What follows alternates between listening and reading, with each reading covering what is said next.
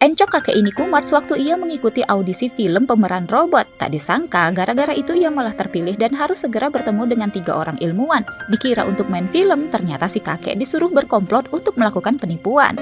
Robot yang dibuat oleh 3 ilmuwan ini rusak sehingga mereka melakukan penipuan supaya tidak dipecat dari perusahaan. Tak punya banyak waktu, mereka segera memasangkan baju robot ke tubuh kakek. Siang ini juga mereka harus memamerkan robot yang dibuat perusahaannya ke publik. Robot kakek pun berjalan menuju area pameran. Banyak orang yang penasaran dengan robot yang disebut-sebut sangat canggih ini. Ketiga ilmuwan pun jadi khawatir kalau aksi mereka ketahuan. Mereka segera mengawal robot kakek ke pusat pameran. Tak disangka-sangka, pameran ini nggak kaleng-kaleng guys. Ada banyak robot dari berbagai perusahaan yang pamer skill di pameran ini sehingga membuat pengunjung terpukau. Ketiga ilmuwan mempersiapkan presentasi mereka, sementara robot kakek sibuk sendiri. Ia melihat ada robot lain di sebelahnya. Ia mengira kalau ada orang juga di dalam robot itu sehingga ia mengajaknya bicara. Bukannya diladeni, robot itu meninggalkan kakek dan membuatnya bingung. Ternyata robot itu adalah robot canggih yang dibuat oleh perusahaan lain. Usai robot itu tampil, ia lewat di depan robot kakek. Merasa kesal, kakek pun menghalangi kaki robot itu hingga robotnya jatuh.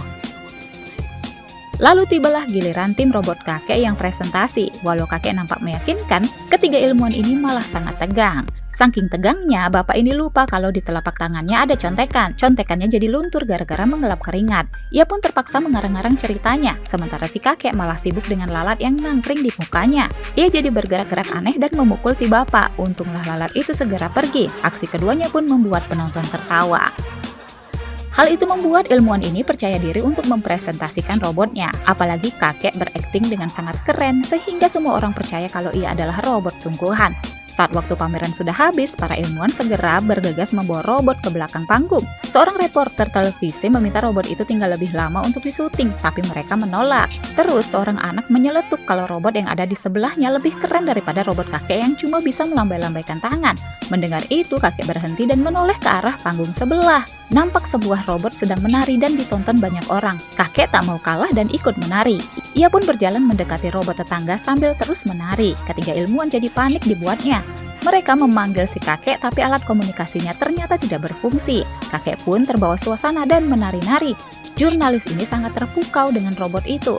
Tapi ia malah terjebak karena didorong-dorong pengunjung. Kameranya jatuh dan ditendang-tendang. Tanpa ia sadari ada tiang besar yang nampak goyang.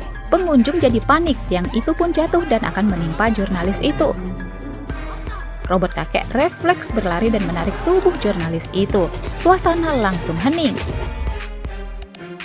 Ketiga ilmuwan langsung menjemput robot kakek sebelum kedok mereka ketahuan. Tak disangka semua orang mengapresiasi robot kakek dan memberinya tepuk tangan.